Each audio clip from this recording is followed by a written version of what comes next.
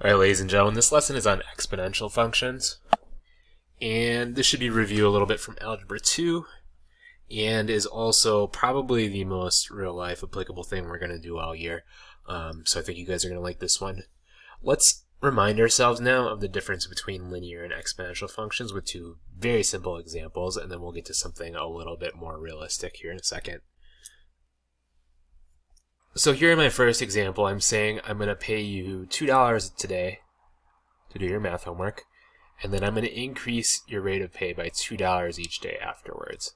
And the question, right, is how much do I pay you on day 30, and how much do I pay you on day X? Well, let's write out sort of my series here of pay. So day 1, I pay you $2. Day 2, I pay you 2 plus $2, and then 2 plus 2 plus 2. And so on, right?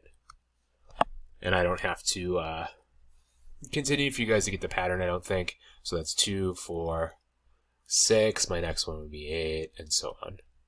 So on day 30, you're going to be making, on that particular day, 30 times 2, right? $60 on day 30.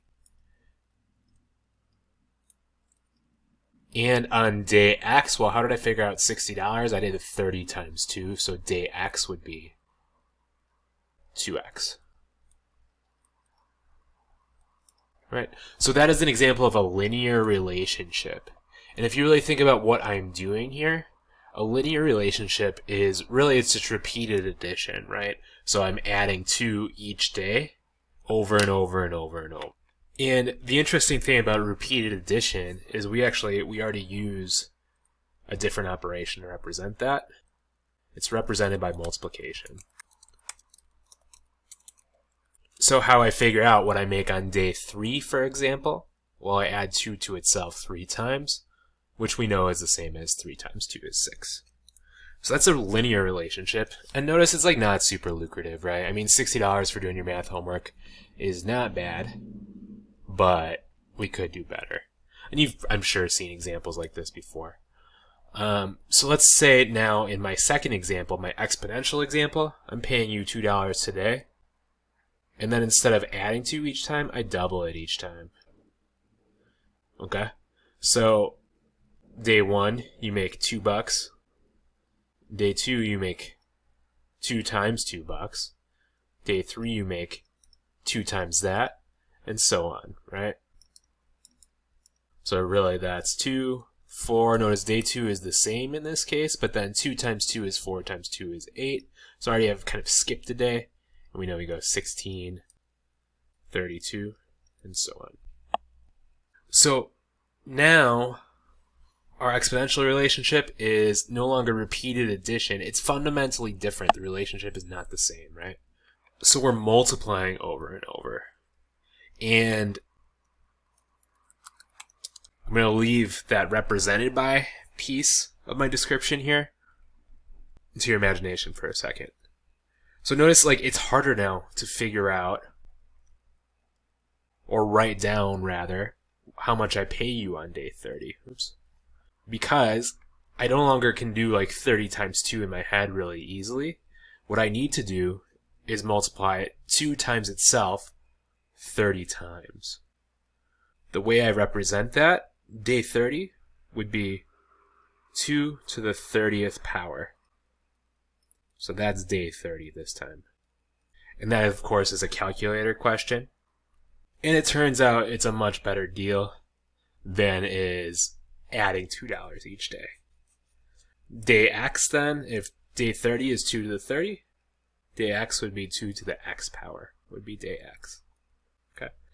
So we call these things, of course, you guys know this, exponents. Repeated multiplication is represented by an exponent. Okay.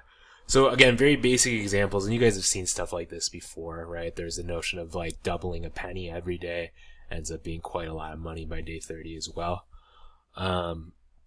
Where this comes into in real life is borrowing money, and interest rates is an exponential situation, as is investing, as is population growth. Anytime we're changing by a percentage, that is an exponential situation.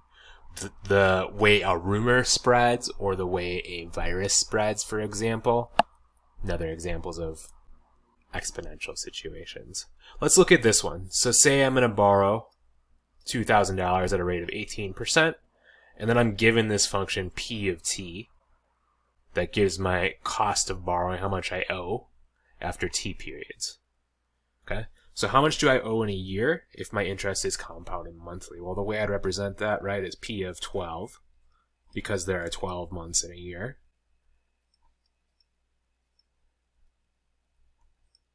Is equal to 2,000 times 1.18 to the 12th power. And notice it's not times 12, that's a common error. And then, again, that's a calculator question. And the result is kind of a surprisingly big number, I think, $14,575. I'm rounding to the nearest dollar here. So that's like 18% is a common credit card, 18% monthly, I should say, is a common credit card interest rate. Now, how much do I owe in a year if the interest is compounded daily? So now instead of adding to my bill every month, I'm adding every day. So that would obviously be 365 days in a year. So I'm, again, plugging it in the same way. And you can guess this is going to be a very large number. And the result is actually too big for my calculator here. It will not spit out an answer in regular notation for me. So we'll just make a note of that.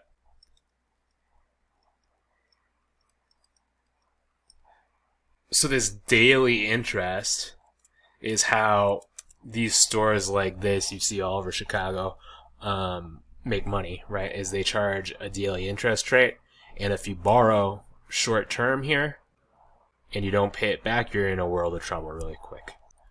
This is the one, I think, at North and Kimball, I believe, when I took this photo.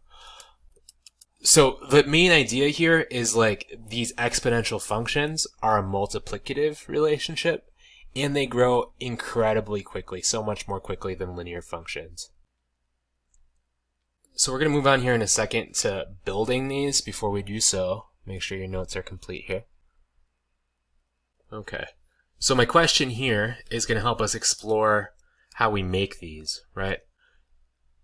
So how would this change if I borrowed $4,000 instead?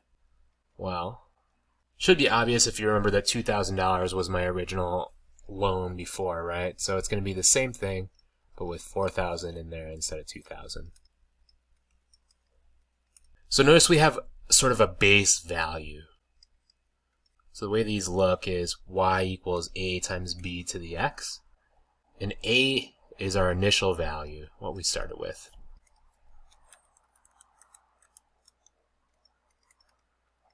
And b, notice b has my interest rate in there. B is what's called the common multiple, or what I multiply by for each increase in my x here. Okay, so remember my interest rate was 18%, so we had 18% growth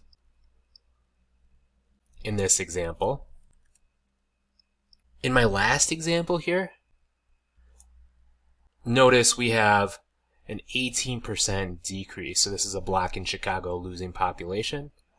This would look like this, right? So my model would be the initial population times 0.82 to the t. And I bet you can figure out how I got that. Instead of adding this 18% to 1, I subtracted it, right? So modeling percent growth. So this would be percent growth, 1 plus r, the rate, to the t.